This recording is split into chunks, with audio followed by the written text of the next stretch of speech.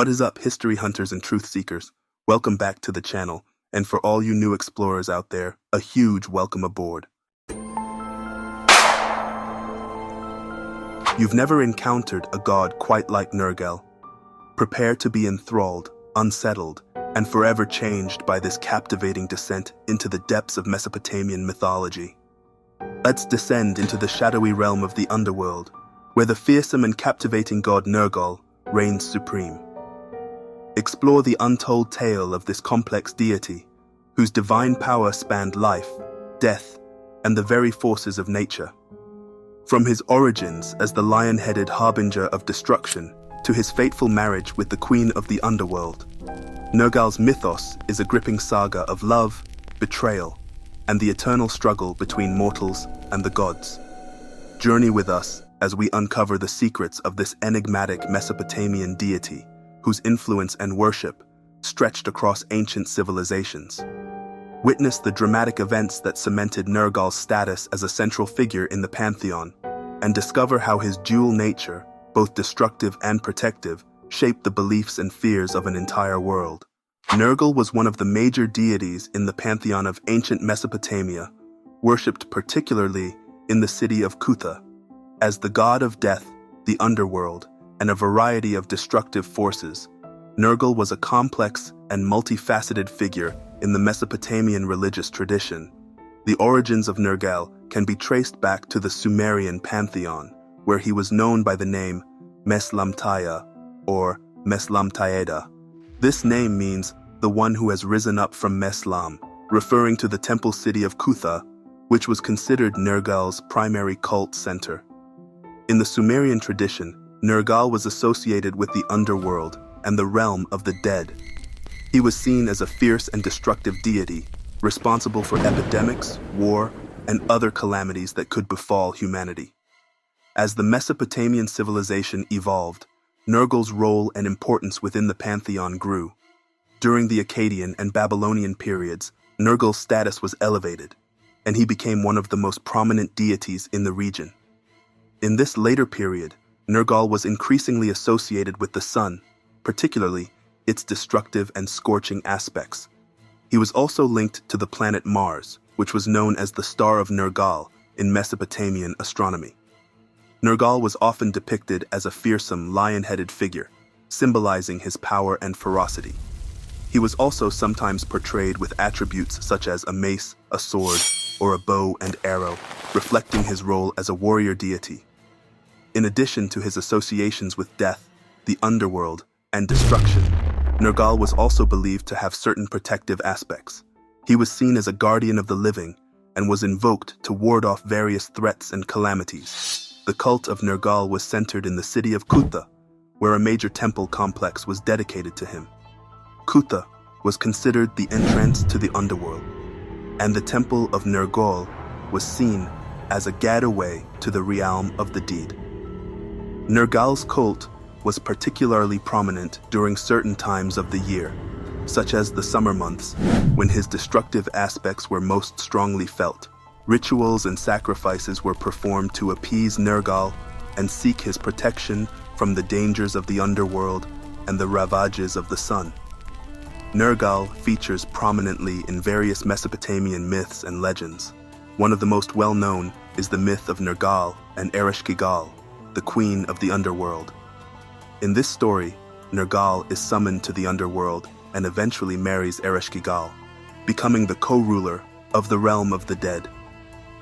Nergal's destructive powers are also explored in other Mesopotamian texts, such as the Epic of Gilgamesh, where he is depicted as a bringer of plague and pestilence.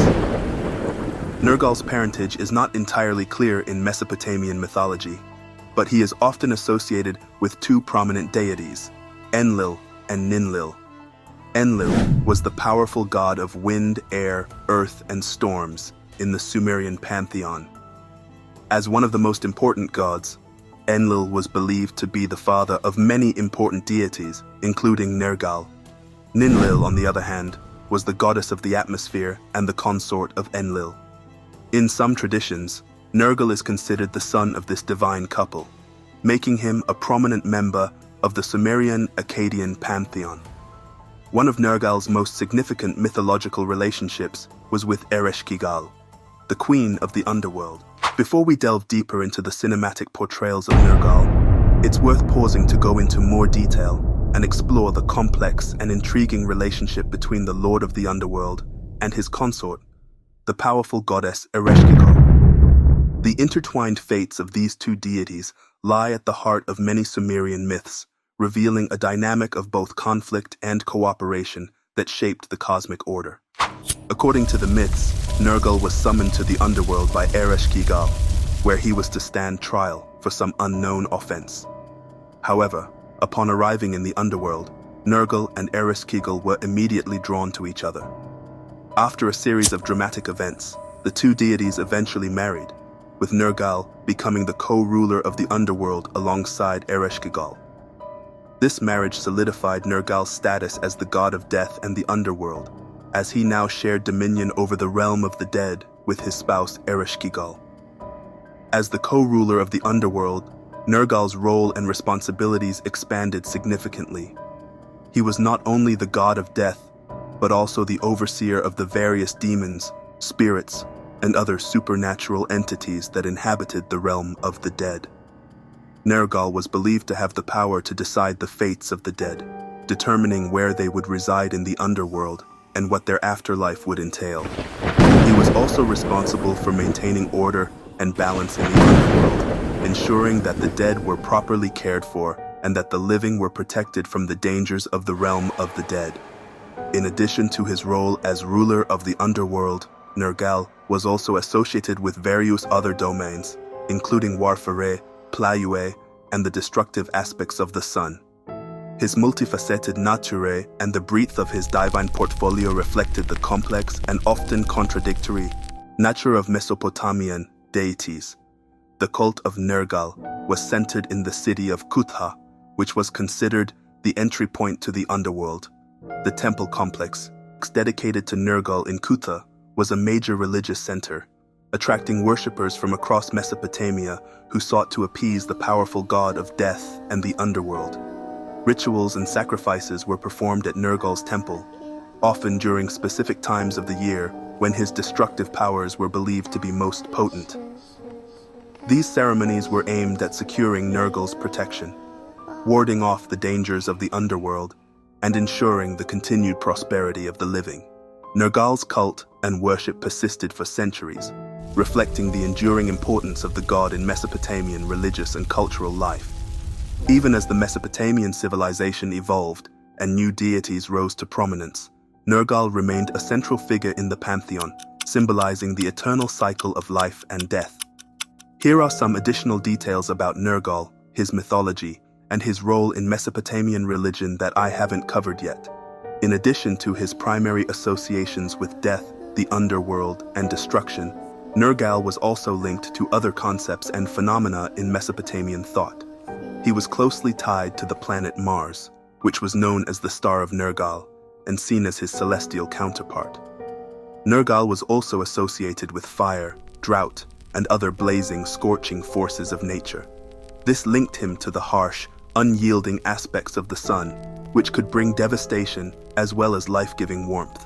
Some of Nergal's common symbols included the lion, the mace, the scimitar, and the dog.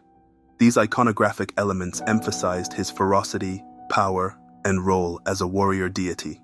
Despite his fearsome reputation as a god of death and destruction, Nergal was not seen as purely malevolent in Mesopotamian theology. He was understood to have a dual nature, embodying both destructive and protective aspects. On one hand, Nergal was believed to be responsible for plagues, famines, and other calamities that could befall humanity. But on the other, he was also seen as a guardian who could shield the living from the dangers of the underworld and the wrath of the gods. This duality was reflected in the rituals and offerings made to Nergal. Worshippers sought to appease him and curry his favor, but also to harness his protective powers against threats and misfortunes. The cult of Nergal was not limited to the city of Kutha, but had a widespread presence throughout the Mesopotamian region. His temples and shrines were found in many major urban centers, and his worship was adopted by both Sumerian and Akkadian populations. Over time, Nergal's cult also underwent a process of syncretism, where he was assimilated or associated with other deities from neighboring cultures. For example, in some traditions, Nergal was identified with the Hurrian god Sulpe, further expanding his sphere of influence and divine portfolio. This ability to be integrated with other pantheons and belief systems was a testament to Nergal's enduring significance and the versatility of his divine character. Within Mesopotamian, Nergal was a complex and multifaceted deity in the Mesopotamian pantheon, representing both the destructive and protective aspects of the sun, the underworld, and the forces of nature. His cult and worship were central to the religious and cultural life of ancient Mesopotamia, and his legacy continues to be studied and explored by scholars today. And so, Nergal, the lion-headed harbinger of death and destruction, the fearsome co-ruler of the underworld, remains a towering, enduring figure in the pantheon of ancient Mesopotamia. His legacy continues to captivate and unsettle us, a testament to the enduring power of myth and the mysteries of the divine. Even as the great civilizations of Sumer, Akkad, and Babylon crumbled into dust, Nergal's influence persisted, his worship adapted and evolving to meet the changing needs of those who sought to appease his wrath and harness his awesome power. For Nergal was no mere god of death and the underworld. He embodied the very forces that shaped the world, the scorching sun, the raging storms, the unforgiving march of time that consumes all things. To understand Nergal is to glimpse the raw, untamed essence of the cosmos itself. And so, we are left with questions that may never be fully answered. What secrets did Nergal guard in the shadows of the underworld? What dark bargains did he strike with mortals and other gods alike? What truths about the nature of existence did he hold, jealously guarded behind his fearsome visage? Perhaps, in the end, Nergal's greatest legacy is the mystery that surrounds him, the unsettling realization that even the mightiest of deities cannot be fully grasped or comprehended by the mortal mind. For Nergal, like death itself, will forever elude our full understanding. But his story, his myth, his very presence in the pantheon of the ancients will continue to haunt us, to challenge us, to force us to confront the most fundamental mysteries of the human condition. The god of death is dead, they say, but Nergal, it seems, will never truly die. Thanks for watching. If you loved learning about ancient history in this video, be sure to click the video up top to check out my other content on fascinating historical topics from the past. Don't forget to subscribe and hit the notification bell to stay up to date on all my latest uploads. I'll see you in the next one. Peace.